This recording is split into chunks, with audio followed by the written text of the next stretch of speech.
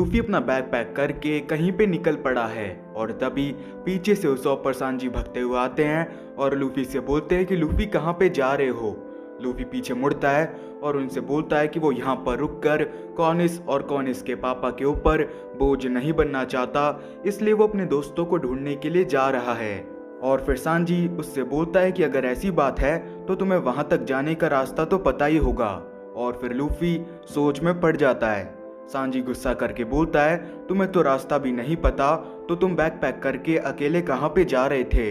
Luffy बोलता है कि अब तुम लोग भी बैग पैक करके आ गए हो तो हम एक काम करेंगे, वहां से एक बोट को चुराएंगे और बोट को चुराने के बाद हमारे मैप का इस्तेमाल कर कर मिल्की रोड से वहां तक पहुंच जाएंगे। उसॉप बोलता है कि भूल जाओ, क्योंकि जो हमारा मैप है वो बहुत पुराना है और इसमें मिल्की रोड के बारे में कोई भी जानकारी नहीं है, तो हमें उस पवित्र जगह तक जाने का कोई भी रास्ता नहीं पता। तभी वहां पे कॉनिस आ जाती है और कॉनिस सभी लोगों से बोलती है कि मेरे पापा ने बोला है कि वहां तक जाने में मैं तुम लोगों की मदद करूं और तुमको बताऊं कि वहां तक कैसे जाते हैं। उसॉप बोलता है कि तुम्हारा शुक्रिया, क्योंकि हमको बस यही जानना था कि वहां तक कैसे जाएं।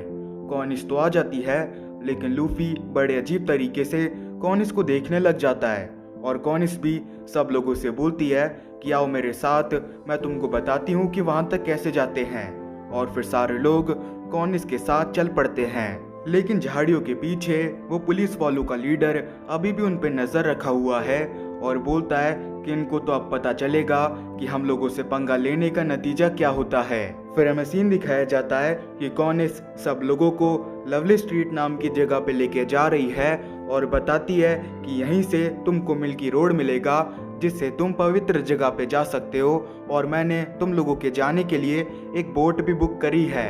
लूफी बोलता है कि तुमने हमारे लिए बोट बुक करी, इसका बहुत बहुत शुक्रिया। और वो लोग कॉनिस के साथ बढ़ते रहते हैं। फिर हमें दिखाया जाता है कि बादलों के ऊपर अभी भी पुलिस वाले उन लोगों पे नजर रखे हुए हैं। पुलिस वालों का लीडर बोलता है कि उन लोगों को पवित्र जगह पे पहुंचाना होगा कैसे भी करके। सारे पुलिस वाले अपने लीडर से बोलते हैं कि शायद वो लोग खुद वहां पे जा रहे हैं उस पवित्र जगह पे। इसका जवाब देते हुए उनका लीडर बोलता है कि सारे इंसानों को अपनी मौत से बहुत डर लगता है, इसलिए वो वहां पे नहीं जा सकते। हो सकता है कि वो वहां पे जाने का बस एक दिखावा कर रहे हैं। यहाँ पे चलते चलते लूफी बोलता है कि उस पवित्र जगह पे तो मजा आएगा जब हम वहां पे पहुंचेंगे। कॉनिस बोलती है कि वो जगह बड़ी खतरनाक है, तुम्हें वहां पे जाने से डर नहीं लगता, क्योंकि वहां जाने से तुम लोगों की मौत भी हो सकती है। लूफी बोलता है कि उसको मौत से डर नहीं लगता, क्योंकि हर इंसान को एक ना एक दिन मौत तो आनी है और अगर वो आज आ जाए तो क्या फर्क पड़ता है। ये सुनकर कॉनिस बड़ी हैरान होती है और दूसरी तरफ सारे लोग मिलकर लूफी को पीट देते हैं और बोलते हैं कि हमारे दोस्तों की जान खतरे में है और ये बंदा ऐसी ऐसी बातें बोल रहा है। इसके बाद वो लोग चलते चलते लवली स्ट्रीट पे पहुंच जाते हैं और लूफी लवली स्ट्रीट को देख के बोलता है कि ये तो बिल्कुल एक छोटे टाउन की तरह है, यहाँ पर सारी चीजें बादलों की बनी है। लेकिन जैसे ही वो सारे लोग आगे बढ़ते हैं, लवली स्ट्रीट के सारे लोग उन लोगों को देखकर पीछे हट जाते हैं और उनसे डर जाते हैं। सांजी ये सब देख के बोलता है कि हाँ, ये आम बात है, क्योंकि हम यहाँ के सेकंड डिग्री क्रिमिनल बन चुके हैं और इन आम लोगों का यही रिएक्शन होना चाहिए हम लोगों को देख के। लूफी बोलता है कि कितना मजा आ रहा है, ध्यान से देखो, ये सारे लोग हमसे डर कर अपने घरों में भाग रहे हैं। सांजी बोलता है कि ये बहुत बुरा है, क्योंकि सारी खूबसूरत लड़कियां मेरे को देख के ही भाग रही हैं। फिर हमें दिखाया जाता है कि यहाँ पे लवली स्ट्रीट पे पुलिस वालों का लीडर भी पहुंच चुका है उनका पीछा करते हुए और उनको देख के बोलता है कि बस थोड़ी देर और। फिर यहाँ पे एक दुकान पे लूफी को एक फल दिखता है। वो उधर के दुकानदार से बोलता है कि फल कितने का है, लेकिन उधर का दुकानदार लूफी को देख के डर जाता है और बोलता है कि मुझे नहीं पता, यहाँ से चले जाओ। लूफी बोलता है कि यहाँ के सारे दुकानदार बड़ा ही अजीब बर्ताव कर रहे हैं। उसे चलते हुए फिर रास्ते में एक रस्सी मिलती है, वो गलती से उस रस्सी को पकड़ लेता है तो वो ऊपर बादलों से बनी एक दुकान में पहुंच जाता है, जो कि एक डायल की दुकान है। लूफी बोलता है कि इस दुकान में आने का रास्ता तो बड़ा ही कमाल का था। वो देखता है कि उसके चारों तरफ तो डायल ही डायल है। उसे फिर एक बहुत बड़ा डायल मिलता है, जो कि एक विंड डायल है। वो बोलता है कि अगर ये डायल मैं अपनी गोइंग मैरी में लगाऊं तो हमारी गोइंग मैरी को हवा की जरूरत नहीं होगी चलने के लिए। वो बोलता है कि डायल तो बहुत ही महंगा होगा।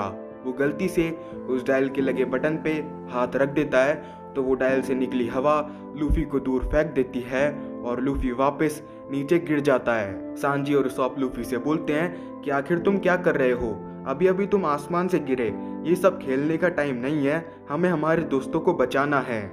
फिर इसके बाद लूफी और कॉनिस और बाकी के सारे लोग एक जगह पे पहुंचते हैं जहां पे एक पत्थर की मूर्ति रखी होती है। कॉनिस सब लोगों को बताती है कि इस पत्थर की मूर्ति की पूजा पूरे स्काइपिया में होती है और सब लोग इस मूर्ति को बहुत मानते हैं। लूफी बोलता है कि तुम लोग तो बड़े अजीब हो, तुम एक पत्थर की पूजा करते हो। कॉनिस बोलती है कि ये बात तुम नहीं समझोगे क्योंकि तुम नीले समुद्र से आए हो और ये तुम्हारे लिए अजीब है। फिर सारे लोग वहां से चले जाते हैं और कॉनिस बोलती है कि वो जगह बस आ ही गई जहां से मैंने तुम लोगों के लिए शिप बुक करी है। फिर कॉनिस सब लोगों को बंदरगाह पे ले जाती है जहाँ पे अलग अलग तरह की शिप्स होती हैं, लेकिन लूफी को एक शिप बहुत पसंद आती है। वो बोलता है कि ये शिप तो बड़ी कमाल की है, क्या यही वो शिप है जो तुमने हमारे लिए बुक करी है? कॉनिस बोलती है कि नहीं, हमारी वाली शिप आगे आने वाली है। लूफी बोलता है कि लगता है हमारी शिप इससे भी बेहतर होगी, चलो देखते हैं कि हमारी शिप कैसी है। और फिर वो लोग आगे बढ़ते हैं अपनी शिप के पास और फिर कॉनिस बताती है कि ये रही तुम्हारी शिप जो मैंने तुम्हारे लिए बुक करी है। और फिर लूफी बोलता है कि ये शिप तो एकदम कचरा है, ये शिप तो बिल्कुल एक क्रो की तरह है। कॉनिस बोलती है कि तुमने बिल्कुल सही कहा। फिर लूफी बोलता है कि मुझे अब उस पवित्र जगह पे नहीं जाना। ये बात को सुनकर कॉनिस काफी घबरा जाती है और बोलती है कि तुम्हें क्या हो गया। दूर बैठा पुलिस वालों का लीडर जो कि छुपा हुआ है वो ये सुन के बोलता है कि आखिर इंसानों ने अपने असली रंग दिखा दिए, उस लड़के को अपनी मौत से डर लग गया। तभी लूफी बोलता है कि मैं जाऊंगा तो मैं उस वाली शिप में जाऊंगा वरना मैं नहीं जाऊंगा। ये सुनकर वो पुलिस वाला बोलता है कि ये बच्चा तो सच्ची में पागल है। कॉनिस बोलती है कि लेकिन वो शिप तो बहुत महंगी है। ये सुनकर सांजी उसको पीट देता है और बोलता है कि कॉनिस ने बड़ी मुश्किल से हमारे लिए शिप बुक करी है और तुम ऐसी बातें कर रहे हो। पिटने के बाद लूफी कॉनिस से बोलता है कि ठीक है, मैं तुम्हारी बुक करी हुई शिप में भी चला जाऊंगा, वैसे मुझे वो कुछ खास पसंद नहीं है। फिर कॉनिस बोलती है कि आओ मैं तुम्हें वो रास्ता दिखाती हूँ जिससे तुम उस पवित्र जगह पे पहुँचोगे। और फिर कॉनिस उन लोगों को ले जाने लगती है उस रास्ते के पास और फिर बंदरगाह पे मौजूद स्काइपिया के सारे लोग कॉनिस को बड़े अजीब तरीके से देखते हैं और लूफी और बाकी के सारे लोगों से डरने लगते हैं। चलते चलते फिर कॉनिस रुक जाती है और उसके मन में कुछ और चल रहा होता है, लेकिन वो लूफी और बाकी के सारे लोगों को दिखाना नहीं चाहती। वो सामने की तरफ इशारा करती है और बोलती है कि वो रहा वो मिल्की रोड जो कि उस पवित्र जगह तक जाता है, उससे तुम उधर तक पहुंच जाओगे। फिर लूफी बोलता है कि रास्ता बताने के लिए तुम्हारा शुक्रिया, लेकिन वैसे तुम इतने अजीब तरीके से बर्ताव क्यों कर रही हो? ये सुनकर कॉनिस काफी घबरा जाती है और दूर बैठा पुलिस वाला बोलता है कहीं उस लड़के को पता तो नहीं लग गया। इधर सांजी बोलता है वो इसलिए क्योंकि कॉनिस हमारी चिंता कर रही है। वो सब बोलता है कि ऐसा नहीं है, मैंने भी देखा था कि कॉनिस अजीब बर्ताव कर रही है। लूफी कॉनिस से बोलता है कि आखिर बात क्या है, हमें बताओ। और फिर कॉनिस बोलती है कि तुम्हें ऐसा क्यों लगता है कि मैं तुमसे कुछ छुपा रही हूँ? बंदरगाह पे मौजूद सारे लोग बोलते हैं कि अगर इस लड़की ने अपना मुंह खोला तो इसको कोई भी नहीं बचा सकता, इसकी मौत तो तय है। लूफी बोलता है कि आखिर बात क्या है? कॉनिस बताती है कि दरअसल बात यह है। इतने में ही वो पुलिस वाला चिल्लाता है और बोलता है कि लड़की अपना मुंह मत खोलना। तभी लूफी बोलता है कि वहां पे कौन छुपा है? लूफी की आवाज सुनकर वो पुलिस वाला डर कर वापस छुप जाता है। कॉनिस को समझ में नहीं आता कि वो क्या करे। वो अपने पापा को याद करती है जो कि घर पर बैठे हैं, वो भी उदास हैं और उनको भी समझ में नहीं आ रहा कि उनके साथ ही क्या हो रहा है। इसके बाद हमें एक फ्लैशबैक दिखाया जाता है जिससे हमें सब कुछ समझ में आने वाला है। पगाया अपनी बेटी कॉनिस से बोल रहा है कि हमें उन लोगों को वहां पे पहुंचाना ही होगा। कॉनिस बोलती है कि ये नहीं कर सकते, लूफी और बाकी के सारे लोग और लोगों से अलग हैं, वो लोग दिल के बहुत अच्छे हैं, वो बुरे नहीं हैं। पगाया बोलता है कि ये बात मैं जानता हूँ, लेकिन हम लोग भी स्काइपिया में रहते हैं और अगर इधर किसी ने जुर्म किया और हमने उस मुजरिम को ज़बरदस्ती उस बलि चढ़ाने वाली जगह पे यानी कि पवित्र जगह पे नहीं भेजा तो उसकी सज़ा हमें भी मिल सकती है। और यही बातें पगाया अपने घर पर अपने सर पर हाथ रख के सोच रहा है कि उसने जो भी किया वो सही किया या गलत किया। और यहाँ पर बंदरगाह पर भी कॉनिस ने ये सारी बातें लूफी और सारे लोगों को बता दी है रोते हुए। कॉनिस बताती है कि मैंने ये सब कुछ जानबूझ के नहीं किया, ये भगवान का आदेश था।